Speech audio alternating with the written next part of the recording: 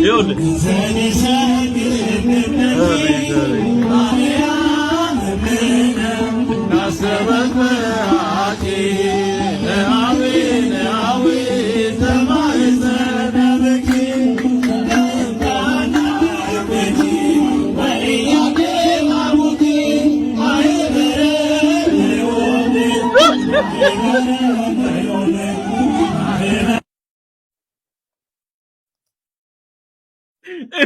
እኔ እኮ ማሲንቆ መስሎኛል። ብዙ ነገር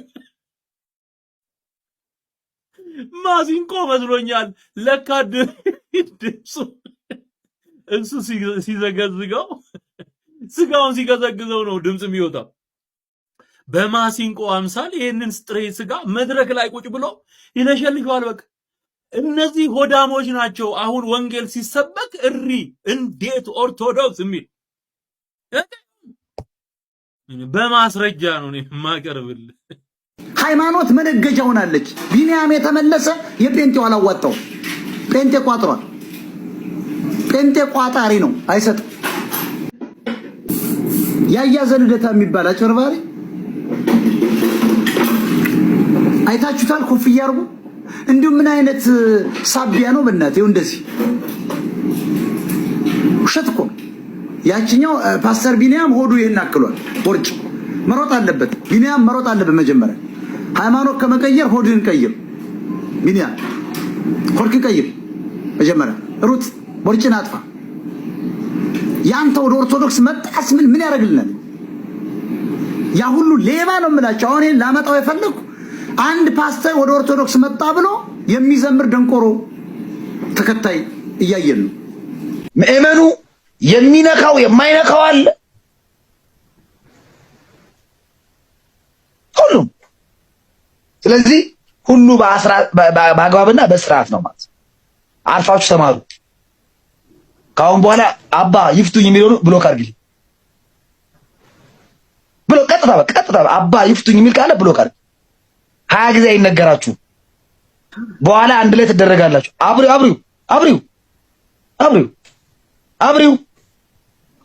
አብሪው አባ ይፍቱኝ የሚለውን ብሎክ ታደርጋለሽ። 20 ጊዜ አይነገራችሁም። ጆሮአችሁ ያዳምጥ። አባ ገብቷል አንድ ላይ ትባላላችሁ። ስትባሉ ስሙና የአይምሮ ዘገምተኛ ናችሁ እንዴ? 20 ጊዜ የሚነገራችሁ። ስለዚህ ሁሉ በስርዓትና በአግባብ አንድ ጊዜ የኔ ልጅ አንድ ጊዜ ሁላችሁንም እግዚአብሔር ይፍታ። ሁላችሁንም እግዚአብሔር ይባርካችሁ። ከዚህ በኋላ እንዳትጽፉ። እግዚአብሔር ይፍታ። ስለዚህ ቤተክርስቲያን የምትፈጽመው የምታደርገው ነገር ሁሉ ፍጹም መጽሐፍ ቅዱሳዊ፣ ሁሉም ስርዓት አለ፣ በአግባብ በስርዓት የሚሆን እሺ። አባሪው አይነ ስውሩን አባሪ ቀና ብለሽ ነው አባሪ።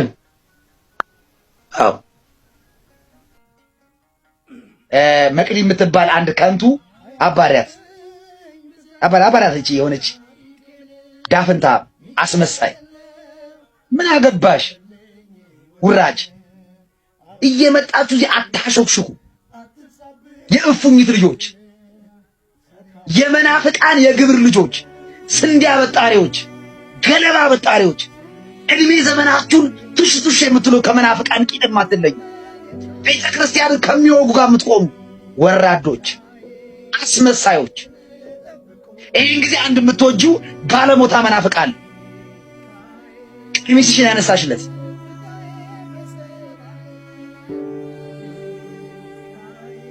እየሄዳችሁ ትልከሰከሱና መጣችሁ እዚህ ጥያቄ ታበዛላችሁ።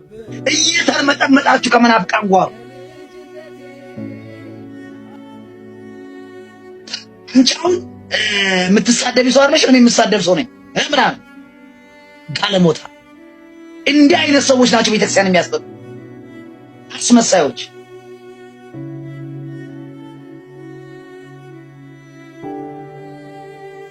እድሜ ዘመናችሁ የመናፍቃን አሸብሻቢ፣ የነሱ ቂጥላሽ እድሜ ዘመናችሁ። አንደኛ ቆሮንቶስ ምዕራፍ 11 ከቁጥር 4 እስከ 15 ተዋህዶ ቤት አንድ ህይወት መጣ ሄደ ምንም አይመስላቸው። በጴንጤ ቤት ግን አንድ ህይወት ሲመጣ ደስታቸው ልነግርህ አልችልም። ደስታቸው አንድ ሰው ፕሮቴስታንት ሲሆንላቸው ያላቸው ነገር እንክብካቤያቸው፣ መጽሐፍ ቅዱስ ለማስተማር ሁለመናቸው ይደንቃል። በተዋህዶ ወደ ተዋህዶ መጣ ሄድክ ማንም ደንታ የለውም። ምክንያቱም አብዛኛው ጫታ ማረቂያም ስለሆነ አይደንቀውም። ና ሂድ ምንም አይመስላቸው። የትኛው ቄስ ነው ስልክን ተቀብሎ ና ወንጌል ላስተምር የሚል? ወደ ተዋህዶ ብትመጣ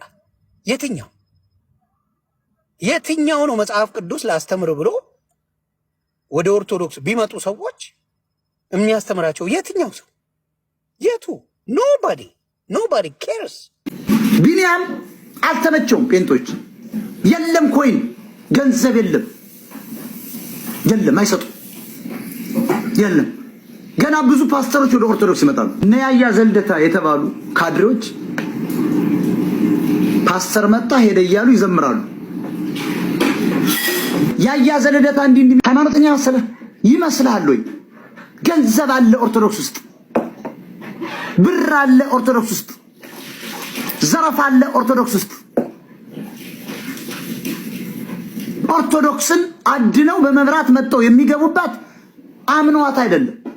ተዋህዶ ቤት ምንም ስራ አልተሰራም። ምንም አይነት የወንጌል ስራ አልተሰራም። በጣም የሚቀረው እንደ ጥንታዊ እምነቷ ከአራተኛው ክፍለ ዘመን ጀምሮ ኢትዮጵያ የነበረች እምነት እየመነመነች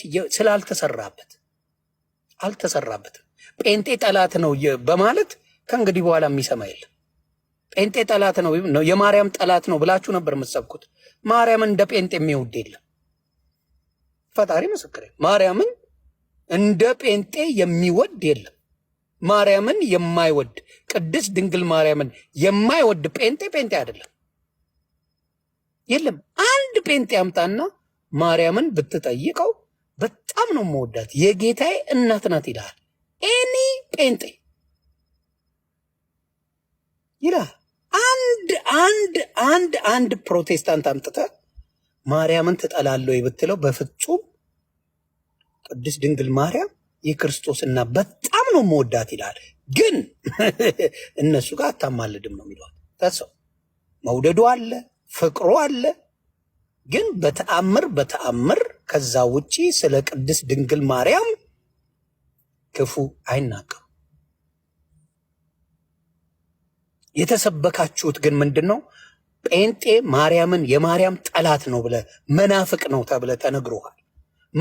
ይህ አረቂያሙ ቄስ አረቄውን እየጠጣ እየተወላገደ የሚሄደው የነገረን ትሰማል። ሐቁ ግን እንደዛ አይደለም። ጴንጤዎች ፍቅር ናቸው። ፍቅር የመጨረሻ ፎንቃ ናቸው። ጴንጤዎች ይወዱሃል። ብዙ ቦታ ሰብከው በጣም በአጭር ጊዜ ውስጥ ኢትዮጵያን ያጥለቀልቁት ፕሮቴስታንቶች ናቸው። በምን? በስብከት አለ። በመሃል ቢዝነስ የሚሰሩ ምናምን አለ። የኦርቶዶክስ ስለማይቆጠር ነው። ወጥተ ከተናገርክ ትሞለጫለህ። በተዋህዶ ይሄ ቄስ አጭበርባሪ ነው ካልክ አለቀል፣ አይፋቱ። በእነሱ ሁሉም ቄስ መልአክ ነው። ወሮ በላ ቄስ የሀገር አለኩ ግን መልአክ ነው።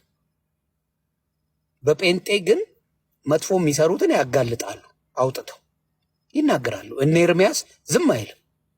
እነ ማን ናቸው? እነ አቤላ ቡና፣ ሌሎችም እነ አማን፣ እነ